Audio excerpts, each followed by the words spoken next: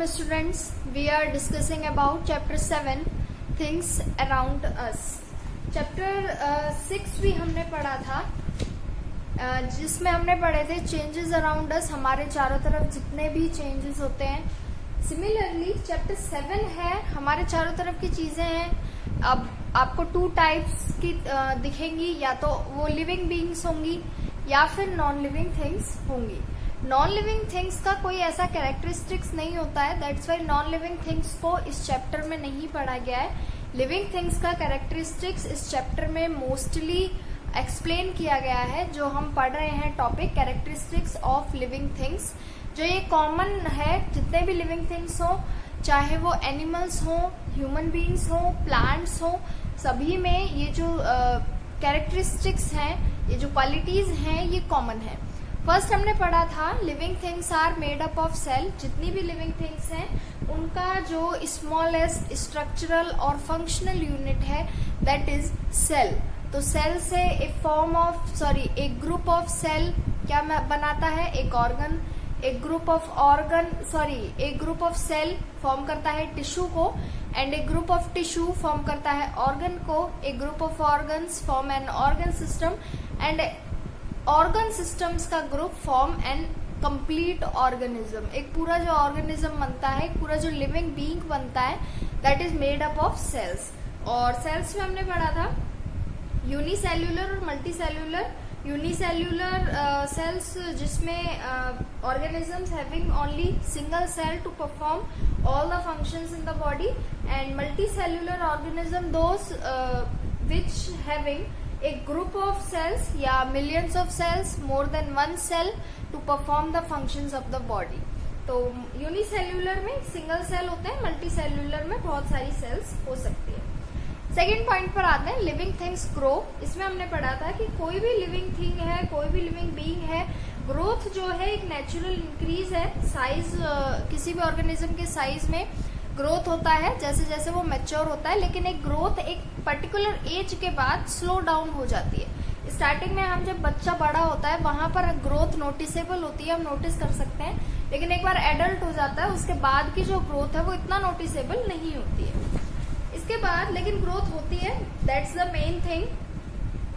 Third जो point है, living things need food. All living things, जितनी भी लिविंग थिंग्स है, सभी को खाना चाहिए. प्लांट्स में हमने फोटोसिंथेसिस का प्रोसेस पढ़ा था. क्लोरोफिल सबसे मेन इंग्रेडिएंट है. क्लोरोफिल जो लीव्स में होता है, यूज करते हैं सनलाइट को. कार्बन डाइऑक्साइड लेते हैं एयर से एंड वाटर लेते हैं सॉइल से. तो कंप्लीट जो खाना बनाने की जो प्रोसेस है दैट इज फोटोसिंथेसिस. और प्रोड्यूसर्स एंड कंज्यूमर्स पढ़े थे. प्रोड्यूसर्स होते हैं प्लांट्स जो अपना खाना खुद बनाते हैं, और हम भी डायरेक्टली इनडायरेक्टली प्लांट्स पर ही डिपेंडेंट है. तो हम कंज्यूमर्स हैं, दे आर प्रोड्यूसर्स. और इसके बाद फोर्थ पॉइंट आता है लिविंग थिंग्स रेस्पायर. रेस्पिरेशन की हमने प्रोसेस पढ़ी थी. Intake of oxygen and exhale of carbon dioxide. और रेस्पिरेशन बर्निंग ऑफ फूड से बॉडी को एक एनर्जी मिलती है, दैट इज रेस्पिरेशन. तो ये रेस्पिरेशन की प्रोसेस सभी में होती है. फिश रेस्पिरेशन की प्रोसेस होती है फिश में थ्रू गिल्स, और हमारे में लंग्स के थ्रू होती है. पूरा एक रेस्पिरेटरी सिस्टम है जो आप आगे 7th क्लास में पढ़ेंगे. प्लांट्स में जो लीफ में छोटे छोटे पोर्स होते हैं, होल्स होते हैं, उन्हें स्टोमेटा कहते हैं. तो स्टोमेटा के थ्रू ही गैसेस का जो एक्सचेंज होता है वो प्लांट्स में इस तरीके से होता है रेस्पिरेशन. नेक्स्ट जो पॉइंट आता है, 5th point is living things excrete. Excretion की जो प्रोसेस है दैट इज जब हमारी बॉडी में एनर्जी बन रही है, हम खाना खा रहे हैं, तो कुछ ना कुछ वेस्टेज भी होता है. तो जो रिमूवल ऑफ वेस्टेज के प्रोसेस है, या फिर जो अनएब्जॉर्ब फूड है, जो एब्जॉर्ब नहीं किया गया है, अनडाइजेस्टेड फूड है, इसका बॉडी से रिमूवल जरूरी होता है, बिकॉज ये हार्मफुल हो सकता है हमारे लिए. तो या तो थ्रू यूरिन या फिर स्वेट या फिर स्टूल के थ्रू एक्सक्रिएशन किया जाता है ह्यूमन बीइंग्स की बॉडी से. सिमिलरली प्लांट्स भी अपना एक्सक्रिएशन करते हैं थ्रू या तो गम हो, लेटेक्स हो, रेजिन हो, ये सब इनका एक्सक्रिएशन के प्रोसेस में होता है. नाउ टुडेज टॉपिक इज 6, जो हम न्यू स्टार्ट करेंगे. Living things respond to stimuli. Stimuli क्या होता है? स्टिमुली प्लूरल है, सिंगुलर जो वर्ड है दैट इज स्टिमुलस. स्टिमुलस का मीन होता है कि हमारी लाइफ में कोई भी चेंज होगा तो हम सडनली रिएक्शन करते हैं। तो ये हार्मोन्स के थ्रू होता है हमारी बॉडी में। तो जितने भी लिविंग थिंग्स हैं, कोई भी चेंज होगा उसके लिए रेस्पॉन्ड करेंगे, एक रिएक्शन करेंगे। जैसे हम किसी हॉट वाटर में पानी दे देते हैं तो हमारी बॉडी रिएक्ट करती है एकदम से, या फिर आप किसी भी कूल वेदर में जाएंगे एकदम से तो आपकी बॉडी रिएक्ट करेगी। आपको कुछ अच्छा देखने को मिलेगा, देन हम रिएक्ट करेंगे। हमारे साथ कुछ बुरा होगा, देन हम रिएक्ट करेंगे। तो ऑल लिविंग थिंग्स है जो चेंजेस होते हैं उनके अकॉर्डिंग रिस्पॉन्ड करते हैं, रिएक्शन करते हैं, that is stimuli. Page number 63 पर टॉपिक है ये। रीडिंग स्टार्ट करते हैं पेज नंबर 63 पर। Living things respond to stimuli. Stimulus plural है ये, stimuli is defined as something that causes a change और अ रिएक्शन। क्या है कि अगर कोई भी चेंज होता है, कोई भी रिएक्शन होता है, तो ये सब करते हैं सारे living thing. Living things respond to stimuli. Sometimes when you accidentally touch a hot object you immediately withdraw your hand. अगर हम किसी भी ज्यादा गर्म या ज्यादा ठंडी किसी भी थिंग को हाथ लगा देते हैं या कोई भी बॉडी पार्ट टच हो जाता है तो हमारी बॉडी रिएक्ट करती है, एकदम से हम हाथ हटा लेते हैं। A change that produce a response in an organism is called a stimulus or cause। तो इस तरीके से ही जो हम रेस्पॉन्ड करते हैं इसे स्टिमुलस बोलते हैं। The immediate reaction to adjust oneself according to the change is called a response or effect। और उस चेंज के अकॉर्डिंग अगर हम खुद को चेंज कर लेते हैं दैट इज रेस्पॉन्स, कि हमने भाई उस चेंज को कुछ रेस्पॉन्स किया है, इफेक्ट पड़ा है हमारे ऊपर। In the above example the hot object is stimulus. अब जो जिस चेंज की वजह से हमने खुद को चेंज किया है तो उस चेंज को तो स्टिमुलस बोलते हैं। अगर हमने हॉट ऑब्जेक्ट को हाथ लगाया तो जो हॉट ऑब्जेक्ट है that is stimulus and withdrawal of your hand, और जो आप करोगे दैट इज रेस्पॉन्स। तो ये दोनों चीजें एक दूसरे से जुड़ी हुई हैं, स्टिमुली या फिर रेस्पॉन्स। स्टिमुली क्या है, जो चेंज होगा वो स्टिमुली होगा। जैसे एक्सीडेंटली आपको कोई गुड न्यूज मिली है तो जो वो गुड न्यूज है दैट इज स्टिमुली, और जो आप रेस्पॉन्ड करोगे, आप खुश होगे या नाचने लगोगे, या फिर अगर आपको कोई बैड न्यूज मिली है तो जो बैड न्यूज है दैट इज स्टिमुली, आप रोगे या फिर आपको दुख होगा, दैट इज योर रेस्पॉन्स। तो जो हम करेंगे दैट इज रेस्पॉन्स, और जो चेंज हो रहा है दैट इज स्टिमुली। तो रेस्पॉन्स और स्टिमुली दोनों एक दूसरे से जुड़े हुए हैं। All living things respond to stimuli. It is easy to observe how animals respond to stimuli. To understand how plants respond to stimuli, let us do an activity. अब हम तो ह्यूमन बीइंग्स तो रेस्पॉन्ड कर सकते हैं, response देते हैं। Plants किस तरह से रेस्पॉन्स देते हैं, क्योंकि यहाँ हम ऑल लिविंग थिंग्स की बात कर रहे हैं, दैट्स वाई। तो पेज नंबर 63 पर ही एक एक्टिविटी है 7.2। Take 2 potted plants. आपको 2 पॉट में प्लांट्स लेने हैं। Place 1 plant inside the room away from sunlight. एक प्लांट को आपको सनलाइट के पास नहीं रखना है। And other plant in a window from where sunlight comes. और दूसरे प्लांट को आपको वहां रखना है जहाँ सनलाइट आ रही हो। तो दोनों अलग अलग हो गए। Leave the plants for 4-5 days and water both the plants regularly. पानी अगर आप डालें तो पानी दोनों में आपको बराबर डालना है। You will observe that the plant kept in window slowly bends in the direction from where sunlight comes। तो आप डायग्राम में भी देख सकते हैं, जो सनलाइट वाला प्लांट है वो ऐसे कि ऐसा है, लेकिन जो बिना सनलाइट वाली जगह पे रखा हुआ है वो अपने आप मुड़ने लग जाता है, अपने आप बेंड हो जाता है सनलाइट की तरफ। तो दैट इज कि वो रेस्पॉन्ड कर रहा है सनलाइट को, कि उसे भी सनलाइट नीडेड है। The stimuli, this shows that plants also respond to stimulus। the stimuli for plant can be source of light, air, water। तो जो plants हैं वो किसके लिए रेस्पॉन्ड करते हैं, या तो उनको सनलाइट चाहिए, या फिर उनको वाटर चाहिए, या फिर एयर चाहिए, तो इनके लिए वो रेस्पॉन्ड करते हैं plants. Page number 64। Touch the leaves of mimosa. Mimosa देखा होगा आप सबने, जिसको हम हिंदी में छुई मुई की बोलते हैं, जिसमें हम लीव्स को टच करते हैं वो एकदम से सिकुड़ जाती है, तो उसको टच मी नॉट प्लांट भी बोलते हैं। Observe that the leaves of the plant will immediately drop themselves. तो हम उन्हें टच करेंगे, ये स्टिमुली है, और वो क्या रिएक्शन करेगा, वो जो लीव्स है वो सिकुड़ जाएंगी, तो वो उसका रेस्पॉन्ड है। दैट्स वाई प्लांट्स भी रेस्पॉन्ड करते हैं। Touch is the stimulus to which the sensitive part respond by folding its leave. तो वो लीव्स हैं वो फोल्ड हो जाती हैं। Living organism are sensitive to various stimuli and show response. अब हम लिविंग ऑर्गेनिज्म है, किस किस के लिए रेस्पॉन्स दिखा सकते हैं? या तो टेम्परेचर ज्यादा होगा जब हम रेस्पॉन्स दिखाएंगे, टेम्परेचर कम होगा जब भी हम रेस्पॉन्स दिखाएंगे। लाइट होगी, टच, हमें कोई टच करेगा हम एकदम से रेस्पॉन्स दिखाते हैं। हीट, साउंड, एकदम से आपके कानों में बहुत तेज आवाज आए तो आप कुछ ना कुछ रेस्पॉन्स देंगे। Chemicals etcetera are some stimuli to which they respond. तो यहाँ पर ये हमारा टॉपिक है living things respond to stimuli, ये कंप्लीट होता है। Now 7th point is living things move. अब 7th पॉइंट जो हम पढ़ेंगे that is living things move. जितनी भी लिविंग थिंग्स होंगी वो मूवमेंट दिखाती हैं, कुछ ना कुछ मूवमेंट उनमें डेफिनेट होता है। Before we discuss further, it is important to understand that the difference between movement and locomotion. हम डिफरेंस पढ़ेंगे मूवमेंट और लोकोमोशन में, क्या होता है मूवमेंट और क्या होता है locomotion. We have discussed in the previous chapter that we can move our body parts at the place where bones are joined to each other and this is called movement.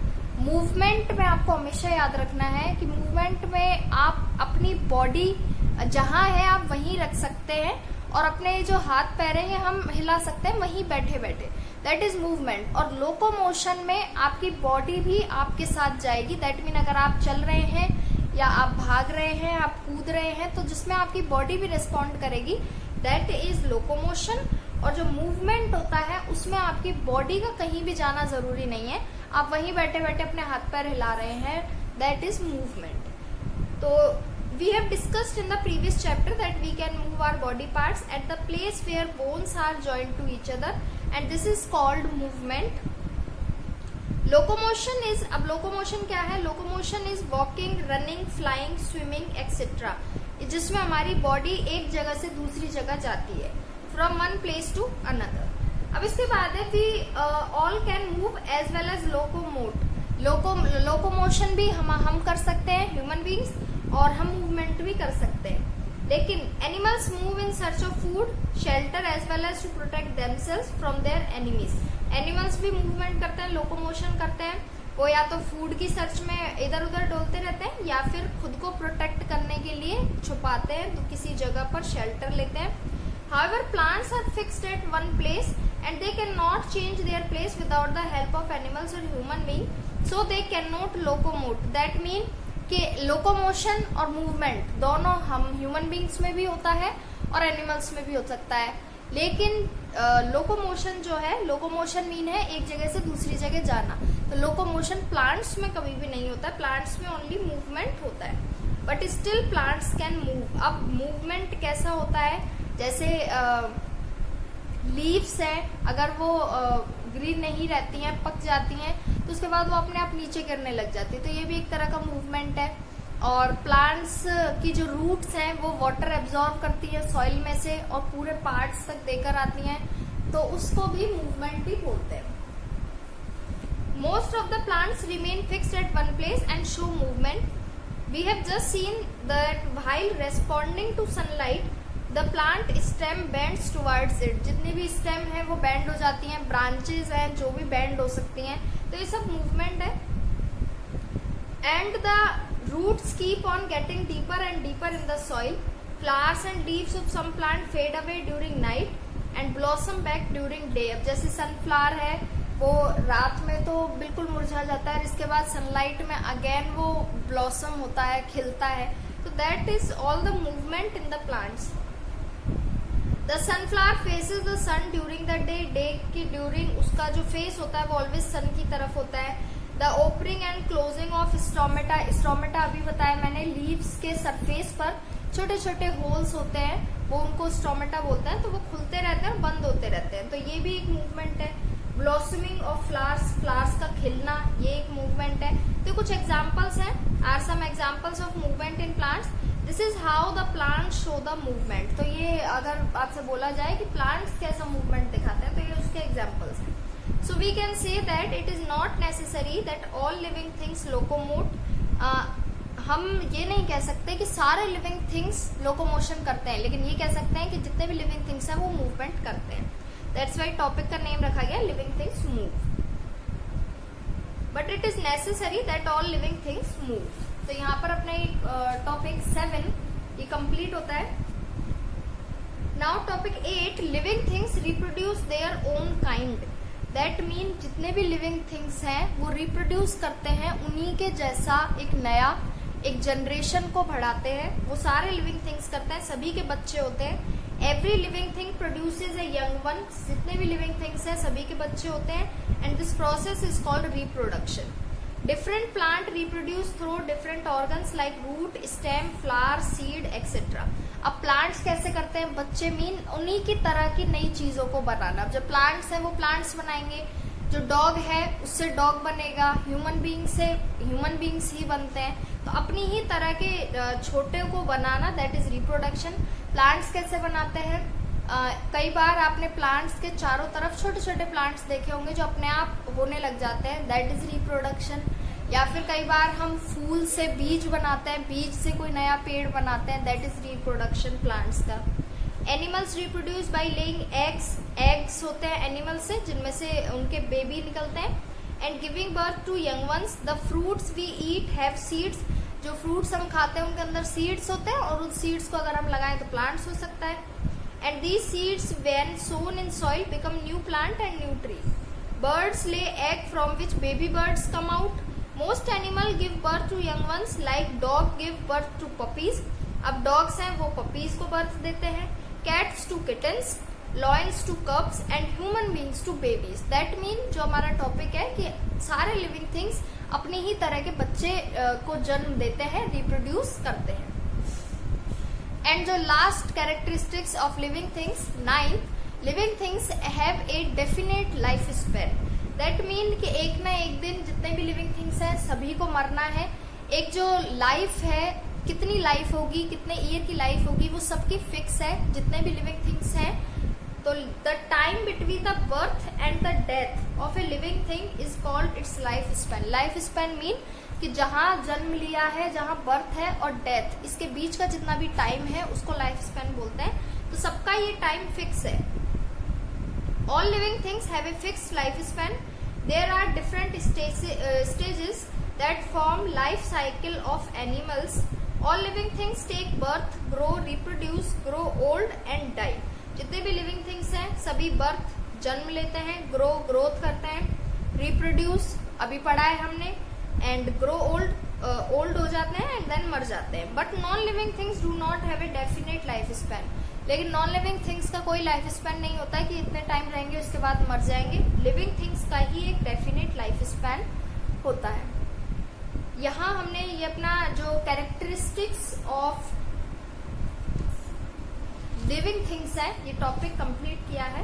Now page number 65 पर ये differences between living and non living things है। Living things exhibit all characteristics features such as growth, nutrition, respiration, movement, reproduction, excretion, respond to stimuli, limited lifespan, but non-living things do not exhibit any of these features. इन सारा हम कुछ अब detail में पढ़ चुके हैं, सारे वर्ड्स का मीनिंग। डिफरेंस क्या है? First, living things need food, living things को खाना चाहिए। Non living things do not need food. Second, living things breathe, non living things do not breathe. Living things grow, non living things do not grow. Living things reproduce, non living things do not reproduce. Living things move, non-living things do not move on their own. Living things respond to change in the surrounding. Non-living things do not respond to changes in the surrounding. And living things have a definite lifespan and non-living things do not have a definite lifespan. तो अब तक हमने ये जितने भी topic पढ़े हैं उनका ये जो शॉर्ट है, दैट इज जो हमें एक टेबल में लिखा है हमने, सारे कैरेक्टरिस्टिक्स हम पढ़ चुके हैं। चैप्टर यहाँ पर हमारा कंप्लीट होता है। नेक्स्ट वीडियो में हम इसे क्वेश्चन आंसर लगाएंगे और आपको भी इसके क्वेश्चन आंसर लगाने हैं जितना आप लगा सकते हैं। नाउ नेक्स्ट फिर चैप्टर आएगा अपना the habitat and the adaptation, जो चैप्टर 8 है। हम 7 चैप्टर्स कंप्लीट कर चुके हैं साइंस की बुक के। आपको रीड एंड रिकॉल पढ़ना है, न्यू वर्ड्स पढ़ने हैं, क्वेश्चन आंसर लगाने का ट्राई करना है, एंड आपको ये चैप्टर पीछे के चैप्टर्स हैं जो रिवाइज करते रहने हैं।